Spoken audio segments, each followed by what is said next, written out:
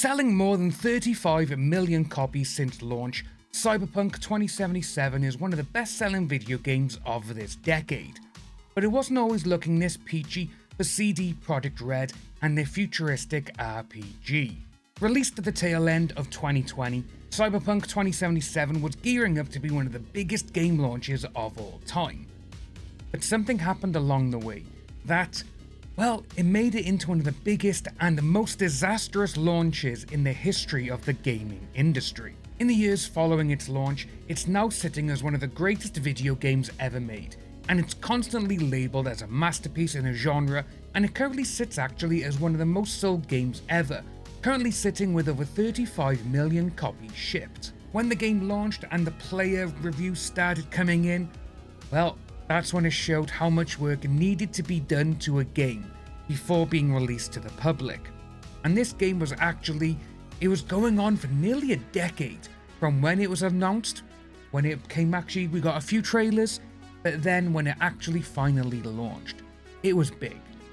Console players were complaining of an unfinished game, where bugs and glitches haven't been playtested and saw themselves bugging out and even crashing consoles.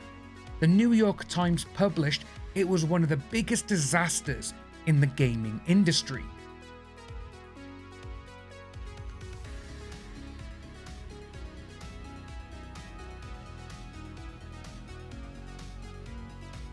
CD Projekt Red actually withheld console copies as well from gaming journalists due to the issues that were in the game, with many reviewers picking this up and they actually started going after the game for it. Why wasn't we allowed to play the console? Why was it this unfinished? The current CEO Marcin for CD Projekt Red, he apologised and explained that they actually had hoped to be able to fix the issues ahead of the game's launch, but they were unable to do it, as they were underestimated just how big of a job it was going to be. And with this, one of the biggest things going on was the fact that, well, Cyberpunk 2077 was actually intended to be played on a desktop PC and not on old-gen consoles. This is why it was such a big letdown and turned into one of the biggest disasters. If you can make a game work on the old consoles, why are you releasing it onto them? This made Sony and Microsoft actually start offering refunds for players who didn't want the game anymore. During a conference call, Marcin told everyone that we'll do everything possible to prove that we stick to our values. We truly hope that our efforts will let us rebuild the trust that we have lost. Hell, with this, Sony even went as far as taking the game off its digital store for 6 months. This was until CD Projekt could actually get a suitable game out to the PlayStation standards. Sony doesn't do this that often either, so you knew it was a big deal. But March of 2021, with the game no longer available on the PlayStation Store, major patches began appearing for the game.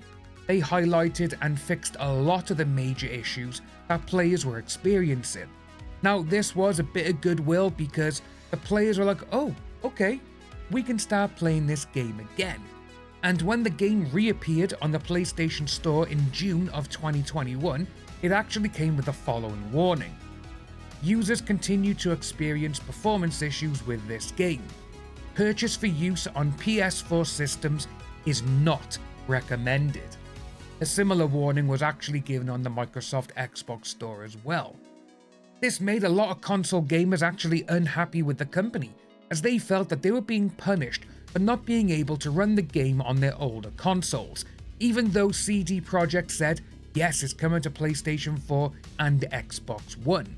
As players were able to jump back into Night City, the game-breaking bugs and glitches seemed to actually be a thing of the past. Players were loving the open world and the characters that they were meeting. Since launch, Cyberpunk has had a whole host of major updates and also quite a number of DLCs for it.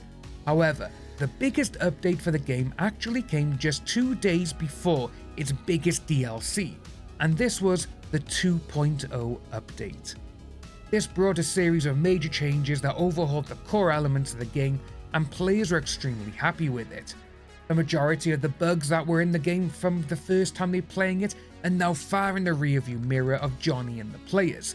And this absolutely made so many more people come back to the game, because they wanted to experience it exactly how it was meant to be. But to some players, the launch has stayed with them and even made them think twice about buying a game at launch, even 6 years after it was first announced and released. This is not something uncommon now, because a lot of us see a lot of these games where, well, we'll just update it on day of launch, we'll do this, we'll do DLC. It doesn't work like that, and a lot of people, they really do not want to let go of their hard-earned money for a game that is unfinished. Hell, we can even go back to the early days of PlayStation 2 and PlayStation 3. Hell, we could even do a PS4 games, where the game was complete at launch. But now in 2026, the game is actually running better than ever. The gameplay is smooth as a knife through butter, and its current player base is still in the high 70,000s concurrently, which is great for a game that is 6 years old. But is it worth playing in 2026? Hell yes. This game is one of the best games ever made, and to be honest with you, I'm actually upset with myself that I didn't play it sooner than I have. But the game is just so rich in every single aspect. Storytelling, character development, action, drama, the game has it all. Plus, it also has Keanu Reeves in it as well, so that makes it instantly great on any level. But with this though guys, have you played it? If so, are you still playing it in 2026? Let us know your thoughts below guys, and I will see you in the next video.